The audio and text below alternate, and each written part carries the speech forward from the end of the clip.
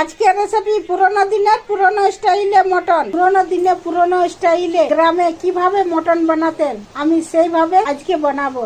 দাদি ঠাকুমারা যেভাবে বানাতেন সেইভাবে বানাবো। তার জন্য এই যে আমি মটন নিয়েছি, মটনকে ধুয়ে পরিষ্কার করে নিয়েছি। এই যে মটনের সঙ্গে পেঁয়াজ কুচি দিয়ে মিক্স করে নিব। কড়াইয়ে তেল গরম করে একটু চিনি দিয়ে, চিনিটা গলে গেছে, এরপরে পেঁয়াজ ভেজে নিব।